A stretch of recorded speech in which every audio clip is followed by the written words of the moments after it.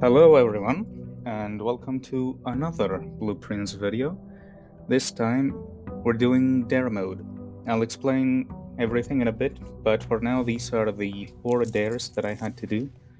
I'll go into it in a bit. Dare mode is an unlockable mode. After you beat the game for the first time, you get the Mount Holly gift shop.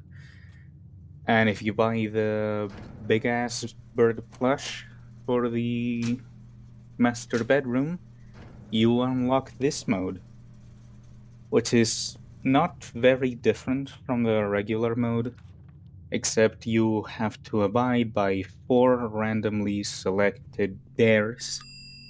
And if you happen to fail one, you get a game over and you have to repeat the day you failed at. Thankfully, you don't have to repeat from the very beginning. It's just the day you finished cancels out like it never happened, and you go at it again. Now, as you can see, I had a power hammer in the code check. That is my strategy for winning this. I did it on the 7th day, which I think it's not bad. You can get it as soon as day 4, because you need all 4 dares. Actually, I'm not that sure because there is an experiment in the lab that grants you 1 more additional dare to the list. So you could potentially get it earlier than day 4, maybe? Not so sure.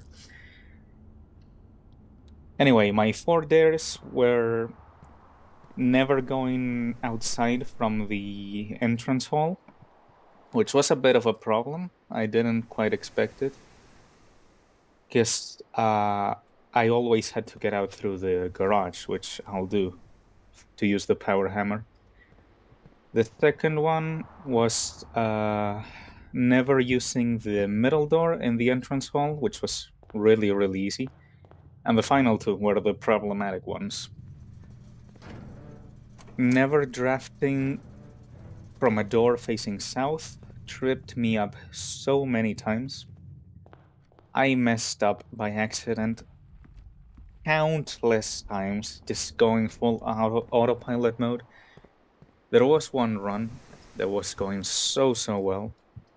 I got into the weight room, smashed the wall with a power hammer to open up the antechamber, and immediately I went and gone to the south door, realized I was soul crushing because the game forces you to pick a room, and I already knew I failed because I opened the door. And I just had to sit there with my own thoughts. Anyway, that was a lost run, so you won't see it.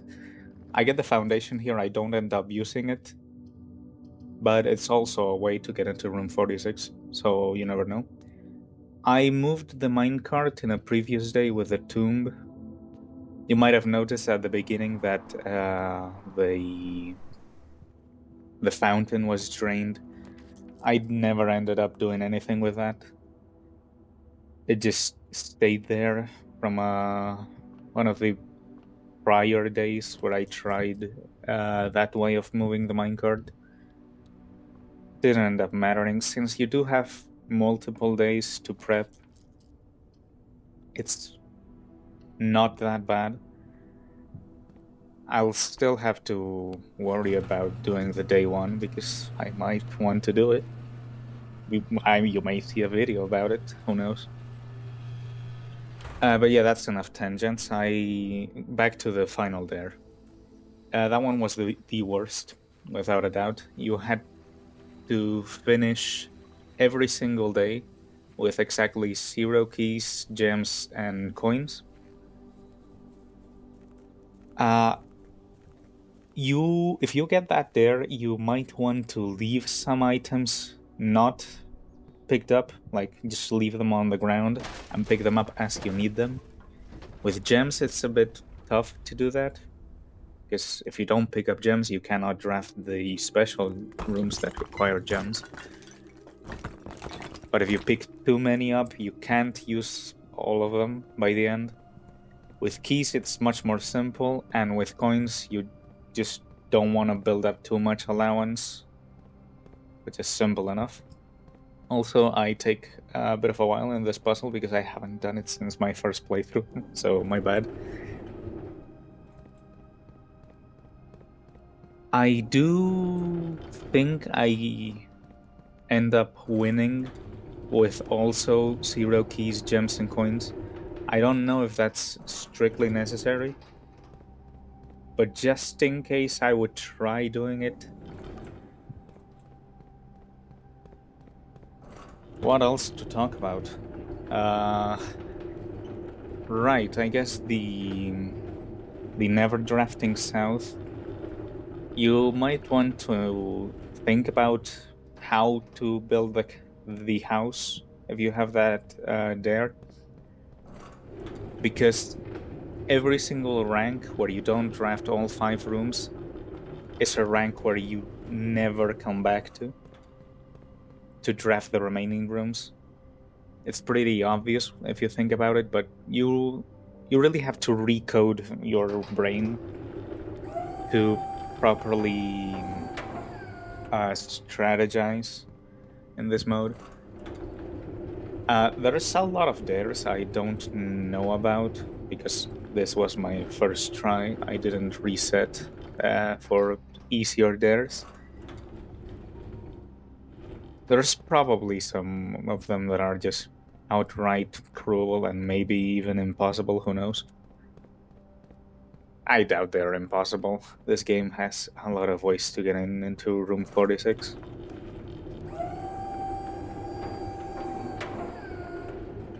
There we go, that's the final crate. I think that's enough of a gap here, I don't end up moving it. It's very interesting seeing this puzzle again. I might have to do it many times if I'm going to try doing a day 1 run. Or even curse mode, I don't know which I will attempt first. I do have a file already started on curse mode, but it was just to test out the waters, nothing serious. Speaking of trophies, actually, I already have 8. This was my 7th, but since I'm recording the audio in the future, just like with the 20 Dance challenge, I already know the future. I ended up getting the 8 Realms puzzle after this one, and I'm still missing the 40 parlor, no, not parlor, pool rooms. Pool room, billiard room, yeah. The 40 billiard room puzzles. I just don't drive that room that often. So I have the blue tents unlocked. I haven't done anything with that yet. So that's even more things that I have to take note of. I might do a separate video on how I solved the Realms puzzle. Maybe it could be interesting.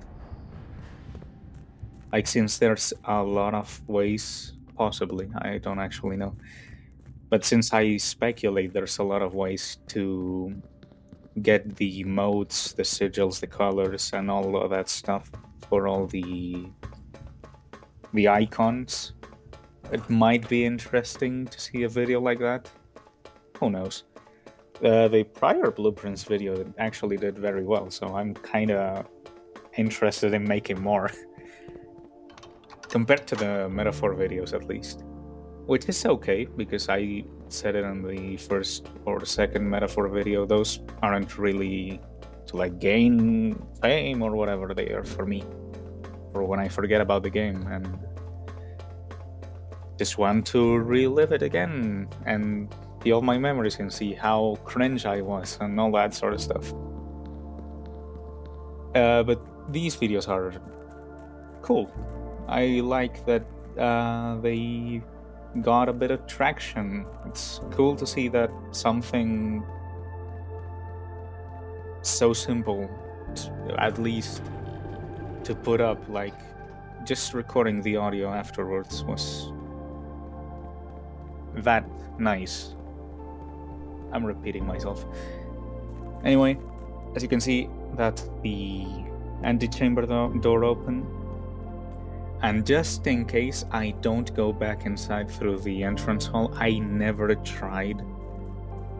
But since the dare specifies that you have to leave to fail it, you maybe could enter it. I did not want to check it out. Because this is the winning run after all. If I checked it out and it turns out the game is poopy and bad, I would pull my hair out, probably. But I doubt it. This game is very, very good. Something as simple as that probably works like you expect it. But just in case, I didn't want to test it. Now, that's an interesting turn of events. I ended up opening the antechamber way, way earlier than the rest of the house, so I still have 5 ranks of moving forward till I get to the antechamber, which was just crafting rooms wherever possible. Nothing too exciting, honestly. I'm also pretty slow with these parlor puzzles.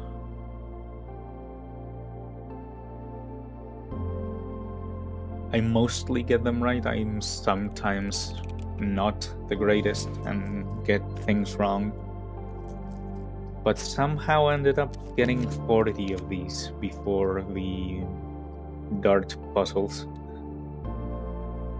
Oh, I didn't even pick up the gems, okay. That the things you realize when going back.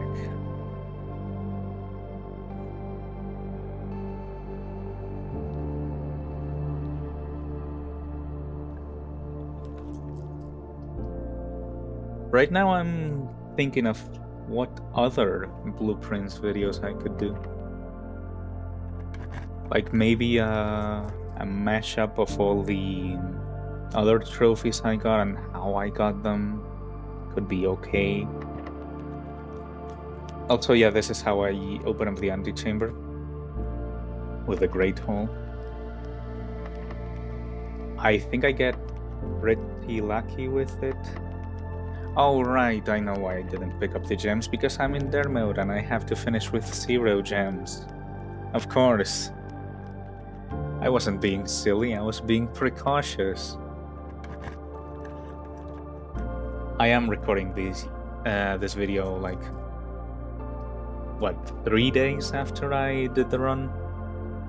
So I have mostly forgotten about things. That's the door that ends up having the lever. I think I got that because one of the other doors was already the cut-off path, and the other one must have been the exit of the entrance hall. So the only remaining one could have been the lever. Also, something I didn't really notice prior to this run, the music in this game is really, really good. Hopefully you can hear it while I'm talking. But this run to the antechamber after unlocking it for the first time, it's very, very exciting. Like, the music just keeps building up, and you'll see it gets even more intense than right now. Even if I could enter the antechamber right now, I'm making sure I end up with 0, 0, 0. I don't know if I had to, but I did anyway, just in case. I almost picked those up. That could have been bad. And I used the last one right there. Oh, I made up that thing about the chopped off side of the Great Hall. My bad, I wasn't really paying attention. Well, that's it. That's room 46 in dare mode. Quite easy. Something funny that happened is the very next day when I got the trophy, since I had the gem thingy where you start with 2 gems every single day, I tried ending the day straight away, and I came over because I didn't end with 000. So when I redid that day, I picked up the trophy again, drafted 2 1-gem rooms, ended the day, and the trophy doesn't get moved to your main save file. You have to move it manually. And that's why in the spoilers section of the video, there is that Blackbridge Grotto admin key. You just put it in, and the admin key in the Blackbridge Grotto terminal, and you click on import trophy data. You might shit yourself because the game lags a lot and you might think that it's crashed. I don't know why it did that. Maybe because it was checking every single file and it takes a while. No clue. You just check the trophy that you want to import, and I go back into the manor to properly check that it's actually been imported properly. This was my first time doing it, and it worked out perfectly fine. So that's it. Thank you for watching. This is a way less informative video than the last one, since my strategy was pretty brainless, just regular entering the antechamber without messing up a couple of easy conditions and a sort of difficult one. But I wanted to make this video anyway. Maybe see you next time for the 8 Realms thing. Maybe see you for Curse Mode or a Day 1 or whatever comes after this. Thanks for watching, and goodbye.